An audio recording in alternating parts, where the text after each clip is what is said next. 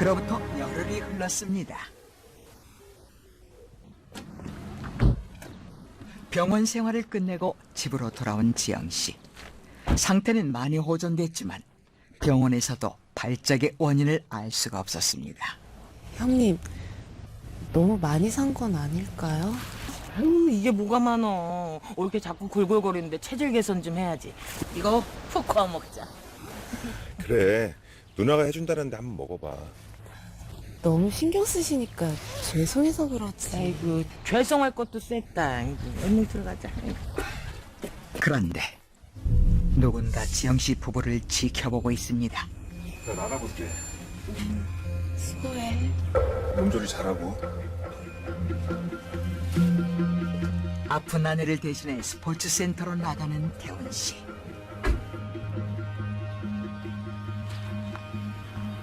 바로 그때 아이씨, 뭐야? 태훈 씨의 차를 막아선 사람은 뜻밖의 인물이었습니다. 혹시 열흘 전 결혼 기념일 밤 태훈 씨의 수용차와 추돌했던 트럭 운전자가 또 한 번 남편 앞에 나타난 것입니다. 아니 지금 뭐 하는 겁니까? 공연이 다 끝난 거잖아요. 트럭 운전자와 한참 동안 이야기를 나누기 시작하는 태훈 씨. 대체 태훈 씨는 왜 이토록 경악하는 걸까요?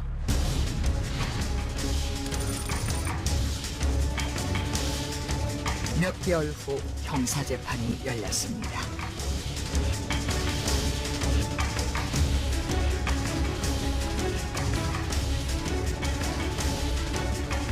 피고인으로 재판정에 서게 된 사람은 놀랍게도 한지영 씨. 남편 역시 방청석에 자리했습니다. 누구보다 애틋했던 부부. 하지만 이제 남편의 눈빛은 차갑기만 합니다. 대체 두 사람에게 무슨 일이 있었던 걸까요?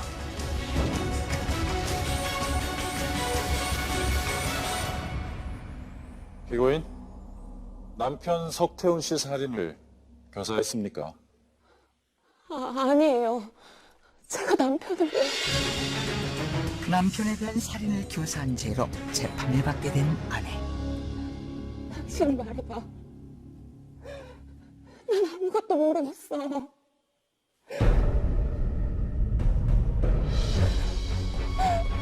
당신이 어떻게 나한테 이럴 수가 있어? 피고인, 자중하세요.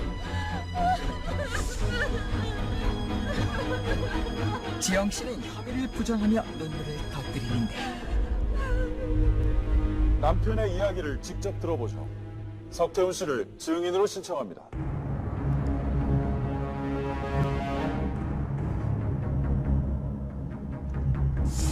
검찰 측 증인으로 법정에 서게 된 남편 태훈 씨. 증인, 아내가 자신을 죽이려 했다는 사실을 어떻게 알게 됐죠? 한 남자가 저를 찾아왔습니다. 그런데 아는 얼굴이었어요. 도대체 태훈 씨가 알게 된 사실은 무엇이었을까?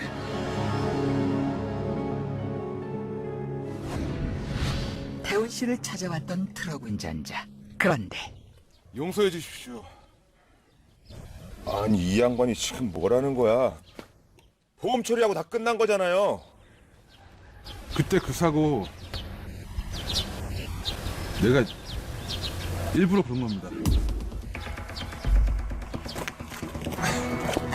내 차를 일부러 박았다고? 왜요? 내 차를 왜? 당신 부인이 당신 죽여달라고. 뭐요? 이 양반이 지금 미쳤나? 지금 무슨 헛소리를 하고 있어? 그때 브레이크 엉망이었죠. 그거 다 제가 그런 겁니다. 차의 고장도 추돌 사고도 일부러 한 것이라니 대체 무슨 말일까? 무릎빛 때문에 집도 별도 없이 떠도는 신세였는데 예전에 노름판에서 알던 놈이 좋은 건수가 있다고 하더라고요. 그때 당신 부인을 만났습니다.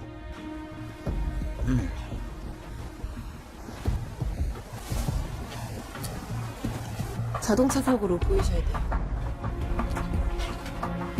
근데 그 교통사고로 죽으면 바로 구속이라던데. 이 정도면 괜찮은 거래 아닌가요? 착수금이 있어야 준비를 하죠.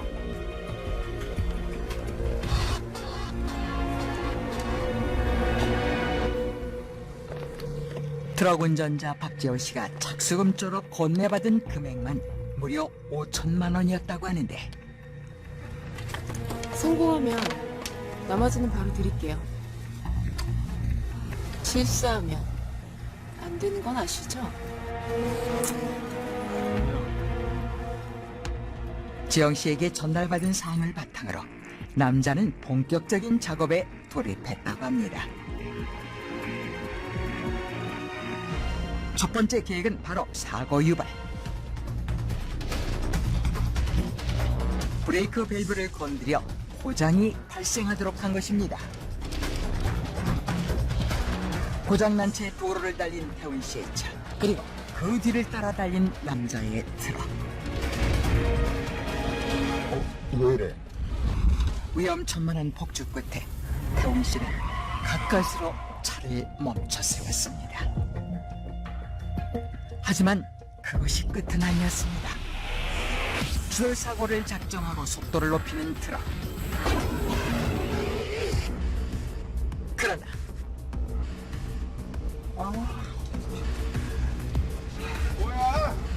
그의 계획은 실패로 돌아가고 말았던 것입니다. 태훈 씨에게 모든 것을 털어놓은 다음 자수까지 하게 된 트럭 운전자 박재호 씨. 그래놓고 자수는 왜 한 겁니까? 돈에 눈이 멀어서 하려고 했는데 그게 사람이 할 짓이 못 되더라고요. 그리고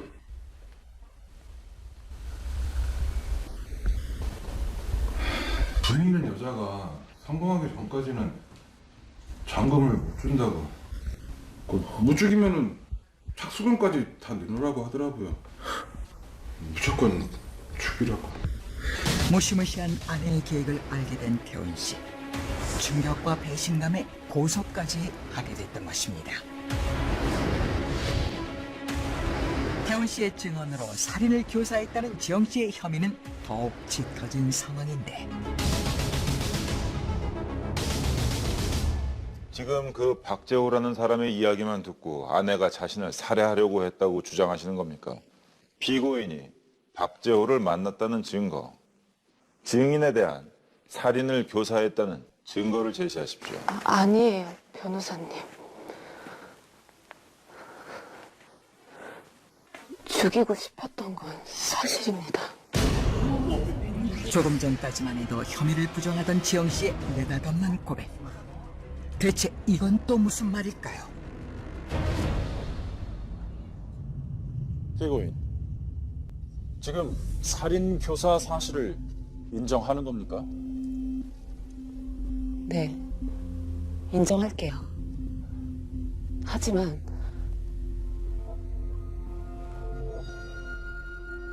남편도 저를 죽이려 했다는 건 아세요? 남편 역시 자신을 죽이려 했다는 아내의 주장. 맞잖아. 당신 나 죽이고 싶었잖아. 내가 모를 줄 알았어? 있습니다. 지금 피고인은 본 사건과 무관한 사실무근의 주장을 하고 있습니다. 아닙니다, 재판장님. 피고인의 진술은 이번 사건과 무관하지 않습니다. 진술 계속하세요. 저는 저 사람하고 결혼한 뒤로 계속 몸이 아팠어요. 그냥 나이가 들어서 그런가 보다 생각하고만 있었는데 원인을 알 수 없는 증상이 자꾸만 생겨나는 거예요. 그런데 병원에서 충격적인 이야기를 듣게 됐습니다. 혈압도 낮고 반증도 심해서 정밀 검사를 말씀을 드린 건데 아무래도 아닐린 중독 같습니다. 아닐린이요? 네, 아닐린은 잉크 안에 들어가 있는 물질인데 그것 때문에 쇼크까지 온 것 같습니다. 네? 그런데 한 가지 가지 떠오르는 게 있었어요. 결혼하고 얼마 지나지 않아서부터 남편이 아침마다 챙겨주던 약이 있었는데 그 약을 먹은 뒤부터 토하고 어지럽고 온몸에 발진이 생기고 쓰러지고. 아니에요. 그런 거 아니에요. 그거 내가 해서 보낸 건데. 올케, 그거 이상한 약 아니야. 아니, 우리 태훈이가 올케를 해칠 이유가 어딨어? 왜 없어요? 형님 왜 모른 척하세요? 형님도 다 알고 계셨잖아요. 올케 지금 무슨 얘기하는 거야? 저 남자가 절 속였잖아요. 내가 뭘 속였다 그래? 속인 거 맞잖아. 방청석에 나타난 뜻밖의 인물은 바로 이영란이었습니다. 내가 가만히 안 있겠다고 했지.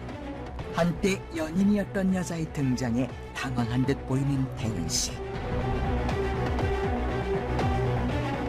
대체 이영란이 알고 있는 남편의 비밀은 어떤 것일까요?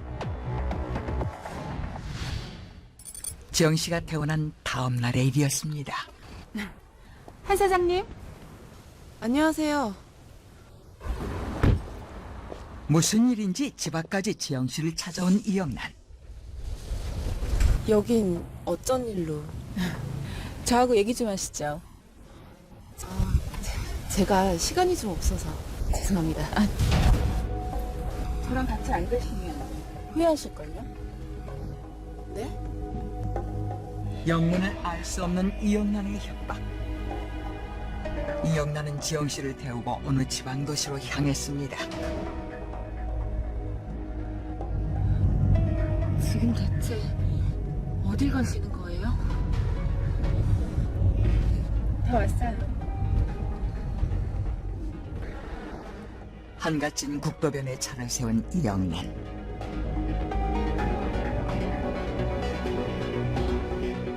지영 씨는 믿을 수 없는 광경을 목격하고 말았습니다. 분명 서울에 있어야 할 남편이 차로 3시간 거리의 도시에서 낯선 여자의 휠체어를 밀고 있는 것이었습니다. 대체 어떻게 된 일일까?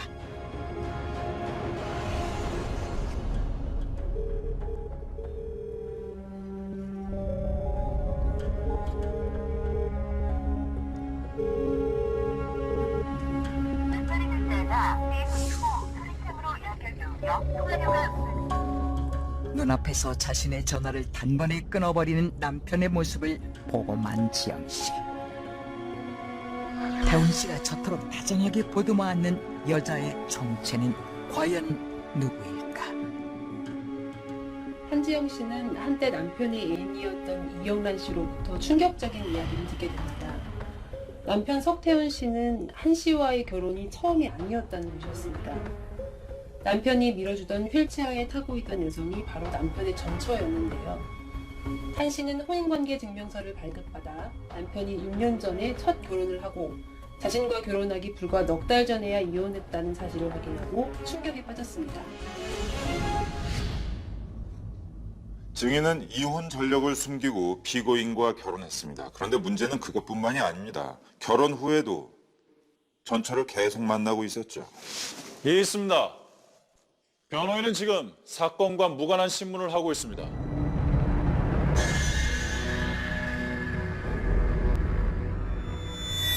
저기 답변하세요.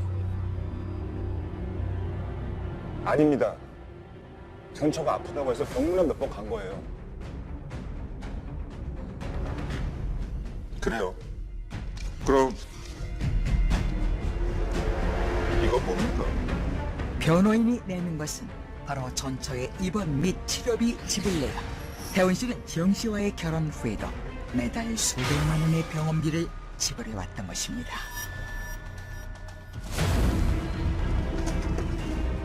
석태훈 씨, 전처와 위장 이혼했던 거죠?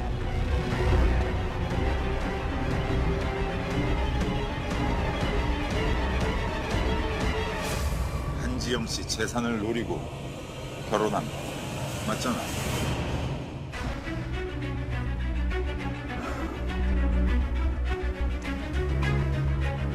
전처가 희귀병에 걸려서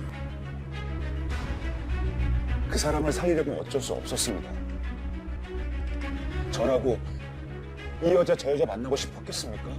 전처를 살리기 위해 다른 여자를 만났다는 것인데 그럼 그 여자 병원비 내려고 나랑 결혼한 거야? 어떡해. 어떻게 나의 자기를 이럴 수가 있어. 나만 뭐 속였냐? 너도 나 속였잖아. 한지영, 네 손 좀 착착 떨어. 너도 내가 첫 남편이 아니잖아. 아내 역시 초혼이 아니었다는 태훈 씨의 주장. 지영 씨도 남편과 마찬가지로 결혼 전력을 숨겼다는 것인데 이것은 또 어떻게 된 일일까?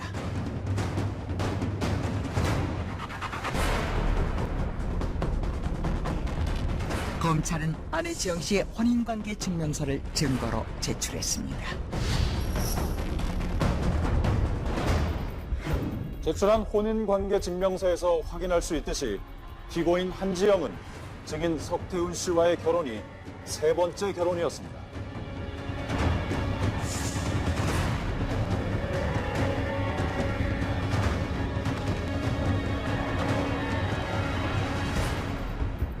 증인, 이 사실을 어떻게 알게 되셨죠? 저 사람을 살인 교사죄로 고소하고 난 며칠 뒤였습니다. 경찰서에서 급히 와달라고 연락이 왔어요. 아, 오셨어요?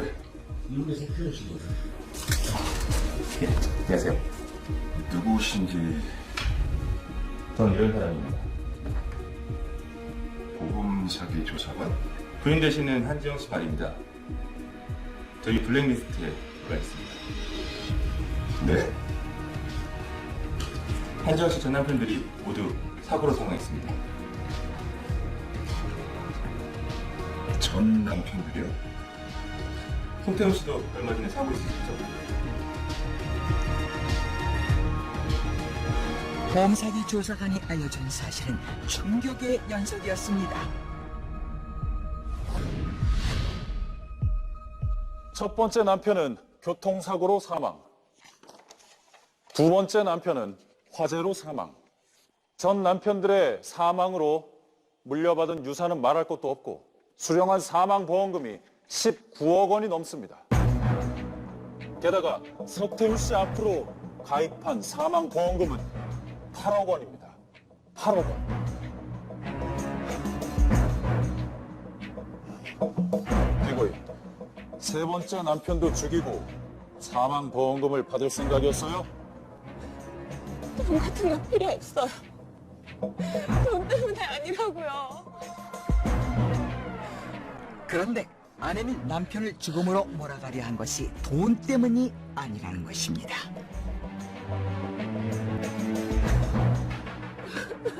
그렇다면 한지영이 이토록 끔찍한 사건을 저지르게 된 데에는 어떤 까닭이 있었던 것일까? 한지영은 엄마 아빠의 얼굴조차 알지 못하는 고아였습니다. 갓난아기 때 버려진 후 보육시설을 전전하며 쓸쓸히 자라왔는데요.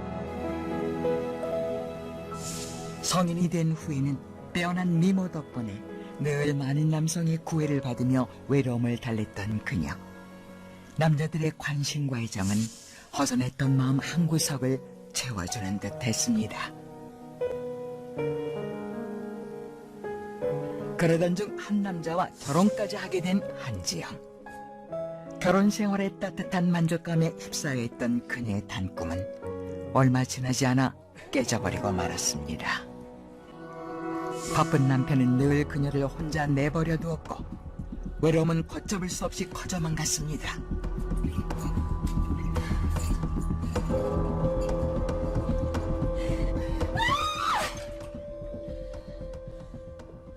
외로움은 그녀를 극단으로 몰고 갔습니다. 교통사고를 위장해 첫 남편을 살해하고 만 한지영. 이 과정에서 그녀는 놀라운 경험을 하게 됩니다. 첫 남편이 사망한 다음 젊고 아름다운 한지영 씨를 향한 위로가 쏟아지기 시작했는데요. 남편의 장례식 기간 동안 많은 사람들이 관심을 보여주고 신경을 써주자 한 씨는 지금까지와는 비교할 수 없는 만족감을 느끼게 됐던 것이죠. 그리고 그로부터 3년 뒤 한 씨는 두 번째 결혼을 하게 되었는데요. 두 번째 남편과 2년 정도 결혼 생활을 하다가 또다시 남편을 살해하게 됩니다.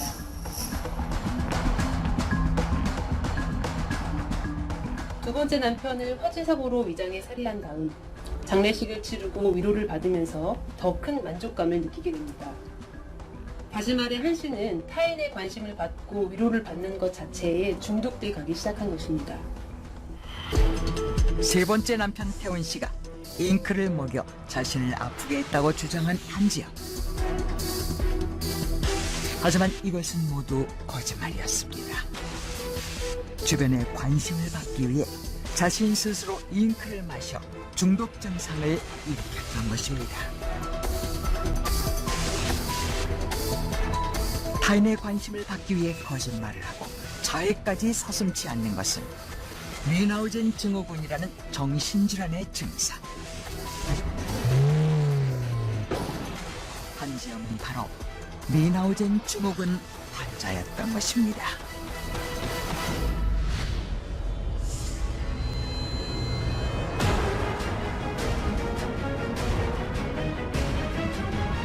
이렇게 왜 날 외롭게 했어? 왜 날 외롭게 했냐고!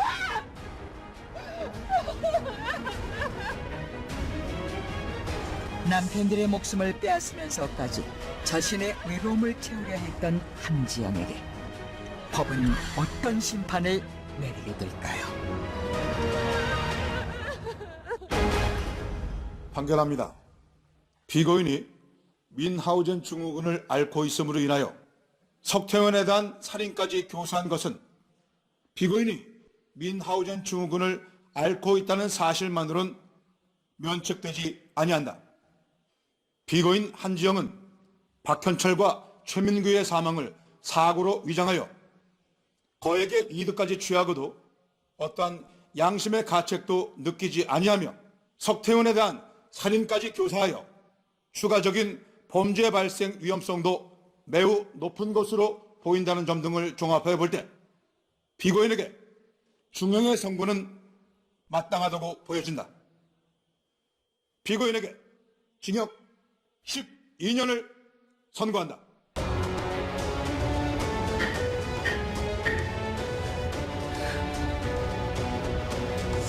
관심을 받고 만족감을 느끼기 위해 몇 번이고 살인을 저질렀던 한 여자.